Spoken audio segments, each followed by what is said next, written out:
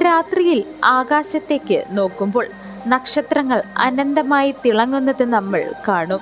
അതിലൊന്നാണ് നമ്മുടെ ഗാലക്സിയായ മിൽക്കി വേ. ഈ മിൽക്കി വേ അഥവാ ക്ഷീരപഥത്തിൽ 1000 ബില്യൺ നക്ഷത്രങ്ങൾ ഉണ്ടെന്നാണ് ശാസ്ത്രജ്ഞന്മാർ പറയുന്നത്. അതുപോലെ തന്നെ ഈ ബ്രഹ്മാണ്ടത്തിൽ അഥവാ യൂണിവേഴ്സിൽ ബില്യൺ ഗാലക്സികൾ ഉണ്ടെന്നാണ് പറയപ്പെടുന്നത്. അപ്പോൾ ഒരു വലിയ ചോദ്യം ഉയരും: നമ്മൾ യൂണിവേഴ്സിൽ ഒറ്റയ്ക്കാണോ? അല്ലെങ്കിൽ എവിടെയെങ്കിലും ബുദ്ധിമാനായ ജീവികൾ ഉണ്ടോ? ഇതാണ് ശാസ്ത്രലോകത്തെ ഏറ്റവും വലിയ ചോദ്യമായി ഇപ്പോഴും നിലനിൽക്കുന്നത്. ആ ചോദ്യത്തെ ഫെർമി പാരഡോക്സ് എന്ന് വിളിക്കുന്നു.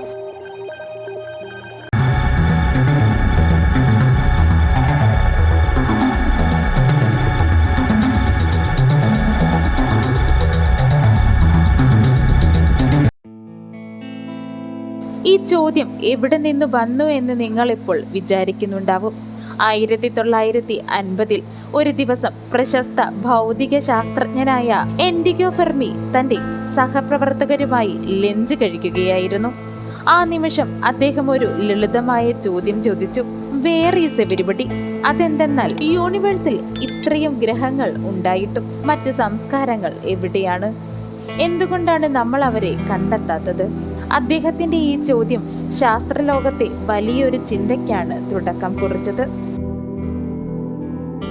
യൂണിവേഴ്സിന്റെ വലിപ്പം, നമ്മുടെ ഗാലക്സിയായ മിൽക്കി വേ അതിലൊന്നു മാത്രം.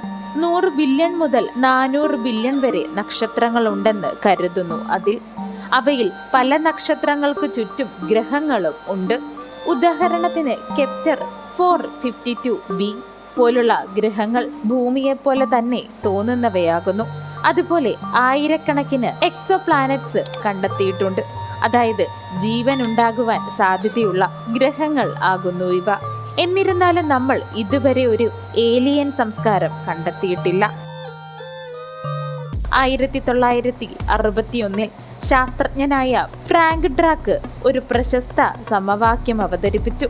അതിന്റെ പേര് ഡ്രാക്ക് ഇക്വേഷൻ എന്നായിരുന്നു. ഈ ഇക്വേഷൻ ഉപയോഗിച്ച് യൂണിവേഴ്സിൽ എത്ര സംസ്കാരങ്ങൾ ഉണ്ടാകാമെന്ന് അനുമാനിക്കുവാൻ ശ്രമിച്ചു. ഈ ഇക്വേഷൻ പറയുന്നത് ഗാലക്സിയിൽ ആയിരക്കണക്കിന് അഡ്വാൻസ്ഡ് സിവിലൈസേഷൻ ഉണ്ടാകാം. പക്ഷേ നമ്മൾ അവരെ കണ്ടെത്തിയിട്ടുമില്ല. ഇവിടെയാണ് പാരഡോക്സ് തുടങ്ങുന്നത്. എന്തുകൊണ്ടാണ് നമ്മൾ ഏലിയൻ സിവിലൈസേഷൻ കാണുന്നില്ല? അതിന് ഉത്തരമായി ശാസ്ത്രജ്ഞർ ചില സാധ്യതകൾ പറയുന്നു. അത് പ്രധാനമായും 5 ആകുന്നു. അതായത് 5 തിയറികൾ ആകുന്നു. Rare earth theory, great filter theory, self destruction theory, zoo hypothesis theory, distance problem theory എന്നിങ്ങനെയാകുന്നു അവ. അതിൽ ആദ്യം പറഞ്ഞ റെയർ എർത്ത് തിയറി പറയുന്നത് ഭൂമിയിൽ ജീവൻ രൂപപ്പെട്ടത് വളരെ അപൂർവമായിട്ട് ആയിരിക്കാം. എർത്ത് പോലുള്ള ഗ്രഹങ്ങൾ യൂണിവേഴ്സിൽ വളരെ കുറവാകാം എന്നാണ്. രണ്ടാമതായി പറഞ്ഞ ഗ്രേറ്റ് ഫിൽറ്റർ തിയറി, ഈ ആശയം പറയുന്നത് വളർന്ന അഡ്വാൻസ്ഡ് സിവിലൈസേഷൻ ആകുന്നത് വളരെ കഠിനകരമായ ഘട്ടമാകുന്നു. ആ ഘട്ടത്തിലൂടെ കടന്നു പോകണം. അതുകൊണ്ട് തന്നെ പല സംസ്കാരങ്ങളും ആ ഘട്ടത്തിൽ തന്നെ നശിച്ചു പോയിട്ട് ഉണ്ടാകാം. മൂന്നാമതായി പറഞ്ഞ തിയറി സെൽഫ് ഡിസ്ട്രക്ഷൻ. ഒരു സംസ്കാരം സാങ്കേതികമായി വളർന്നാൽ അത് സ്വയം നശിപ്പിച്ചേക്കാം. ഉദാഹരണത്തിന് ആണവയുദ്ധം, കാലാവസ്ഥാ ദുരന്തം, പല അപകടങ്ങൾ, അങ്ങനെ തുടങ്ങുന്നു. നാലാമതായി പറഞ്ഞ തിയറി, ചില സയന്റിസ്റ്റുകൾ പറയുന്നത് ഏലിയൻസ് നമ്മളെ ഒരു സൂ പോലെ നിരീക്ഷിക്കുക ആകുമായിരിക്കും എന്നാണ്. അതുകൊണ്ട് തന്നെ അവർ നമ്മളെ ഡിസ്റ്റർബ് ചെയ്യാതെ നമ്മളെ തന്നെ ഫോക്കസ് ചെയ്യുവാനായിരിക്കും ആഗ്രഹിക്കുന്നതെന്ന്. അഞ്ചാമതും ഏറ്റവും അവസാനവുമായി പറഞ്ഞ തിയറി ഡിസ്റ്റൻസ് പ്രോബ്ലം. യൂണിവേഴ്സ് വളരെ വലുതാണ്. നക്ഷത്രങ്ങൾ തമ്മിലുള്ള ദൂരം വളരെ കൂടുതലുമാണ്. ഉദാഹരണത്തിന് സൂര്യനോടടുത്ത നക്ഷത്രം പ്രോക്സിമ സെന്ററൗരി ആണ്. എങ്കിലും അതുപോലും 4.2 ലൈറ്റ് ഇയേഴ്സ് ദൂരത്തിലാണ്. അതുകൊണ്ട് യാത്ര ചെയ്യുന്നത് വളരെ ബുദ്ധിമുട്ടാണ്.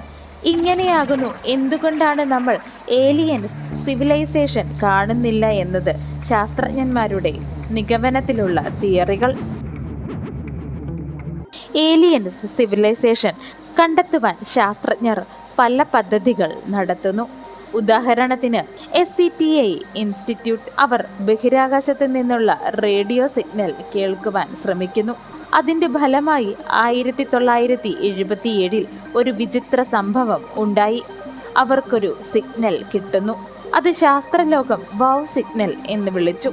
എന്നിരുന്നാലും അത് വീണ്ടും ഉണ്ടായതുമില്ല. അപ്പോൾ ചോദ്യം വീണ്ടും, യൂണിവേഴ്സ് ഇത്രയും വലുതാണെങ്കിൽ നമ്മൾ ഒറ്റയ്ക്കാണോ? അല്ലെങ്കിൽ എവിടെയെങ്കിലും ഒരു അഡ്വാൻസ്ഡ് സിവിലൈസേഷൻ നമ്മളെ നിരീക്ഷിക്കുന്നുണ്ടോ?